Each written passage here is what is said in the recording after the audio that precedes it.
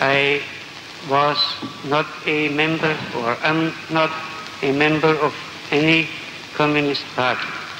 Your answer is then that you have never been a member of the Communist Party. That is correct. Well, that's very You were refreshing. not a member of the Communist Party for Germany? No, I was not. 베르톨트 브레이트, 20세기 독일의 극작가 겸 무대 연출가, 그리고 시인, 현대 연극계의 총아이자 평생토록 동독 공산당에 가입하지 않은 채 공산주의자로 남았던 독특한 인물. 그런 브레이트는 10여 년이 넘는 망명 생활로도 유명합니다.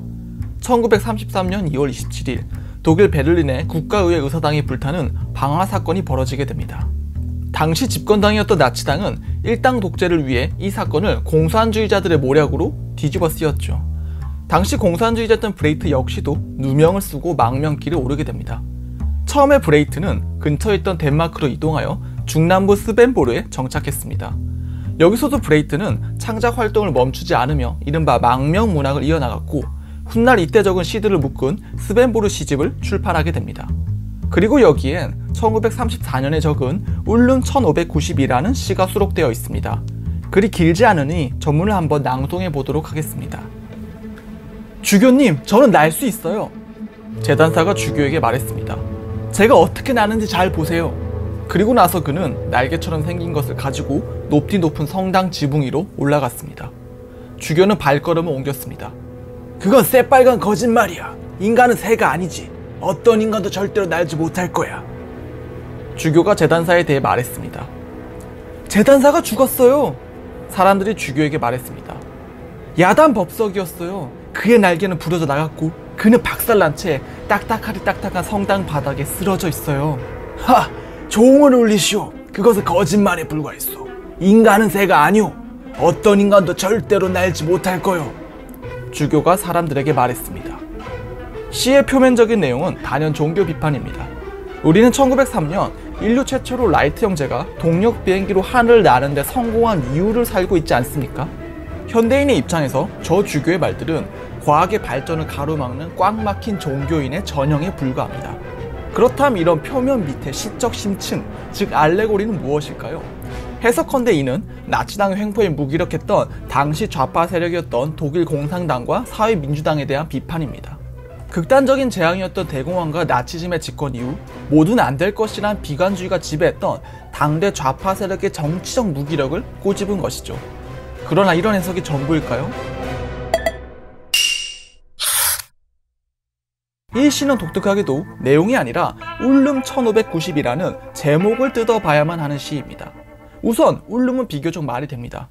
울름은 실제로 독일 남부 바덴비르텐베르크 주에 있는 도시이거든요. 중세 시절 교통의 중심지로 번성했던 곳이자 고대식 성당 건축의 걸작이라 할 수 있는 울름 대성당이 있는 곳이기도 하죠. 즉 종교적으로 중요한 곳입니다. 뿐만 아니라 시에 등장하는 비행을 시도했다가 죽음을 맞이하는 재단사 역시도 실존 인물을 바탕으로 하고 있습니다.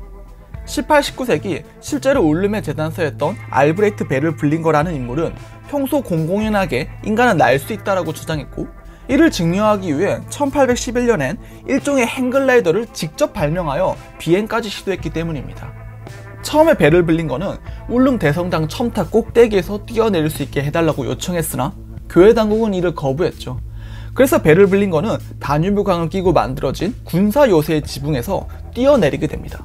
그러나 기체 결함 및 조종 미숙으로 거의 날아보지도 못한 채로 다뉴브강 아래로 추락하고 말았죠. 시의 내용 그대로죠. 비행 실패 때문에 베를 블링거는 죽을 때까지 거짓말쟁이로 조롱받으며 생을 마감했지만 이후 행글라이더와 비행의 선구자로 재조명받으며 기념 우표까지 제작됐습니다. 그러나 좀처럼 해석되지 않는 것은 울름 뒤에 붙은 1592년이란 시간대입니다. 왜 하필 1592년이죠? 베를 블링거가 뛰어내린 건 1811년이고 울름 대성당이 착공된 것은 1477년이며 우상 파괴 운동으로 파괴된 부분들을 완전히 복원한 것도 1890년입니다. 어느 쪽으로든 1592년은 꽤나 생뚱맞아 보입니다. 이를 해석하기 위해선 크게 세 가지 사건을 참조해볼 필요가 있습니다. 첫째, 1592년은 세계 일주를 시도했던 토마스 캐번디시가 선상 반란으로 마젤란 해협에서 다시 돌아오는 길에 비극적으로 사망한 해입니다. 둘째, 1592년은 프랑스에서 부조리한 봉건 질서에 항거했던 대대적인 농민 반란이라고 볼 수 있는 제2차 자크리의 난이 발생한 해입니다. 셋째, 1592년은 지동설을 옹호했던 그 유명한 갈릴레오 갈릴레이가 파도바 대학의 수학 교수로 취임했던 해입니다. 여기서 18년간 재직하며 개조와 망원경으로 목성의 위성을 발견하면서 모든 천체는 지구 중심으로 회전한다는 지동설을 옹호하게 됐죠. 지구가 우주의 중심이라고 봤던 천동설을 믿었던 당대로서는 충격적일 수밖에 없는 연구 결과였죠. 이 세 가지는 적절히 엮이면서 이야기를 만들어냅니다. 우선 모험가 캐반디시의 죽음은 히틀러와 나치 독일이 미쳐 날뛰는 작금의 역사가 그리 낙관적이진 않다는 것을 상징합니다. 그러나 브레이트는 그런 암담한 상황 속에서도 혁명은 벌어지고야 말 것이라고 믿었고, 이는 자크리의 난으로 상징됩니다. 끝으로 실제로 브레이트는 1938년 39년에 희곡 갈릴레의 생애를 집필했을 정도로 갈릴레에게 애정을 보였습니다. 물론 이 희곡 자체는 여러가지 해석의 여지가 있는 작품이긴 합니다만, 그럼에도 브레이트가 거짓된 진리인 천동설을 무너뜨리는 데 일조한 갈릴레에게 고무됐던 것만큼은 분명해 보입니다. 종교 재판이 회부되고서 갈릴레이는 교회 당국의 압력에 굴복했지만 결국엔 그가 뿌린 씨앗이 세상을 진보시키지 않았습니까? 저 희곡 갈릴레의 생애 후반부에서도 이 지점이 조명됩니다. 그리고 이건 정확히 브레이트 본인이 나치 독일의 압력에 패배하여 망명 생활을 하게 된 것과 굉장히 겹쳐집니다. 자신이 만든 희곡이나 시들이 지동설 같은 진리의 씨앗이 되기를 희망했던 거죠. 이상 울릉 1592에 대한 대략적인 해석이었습니다. 이만 마칩니다. 총총.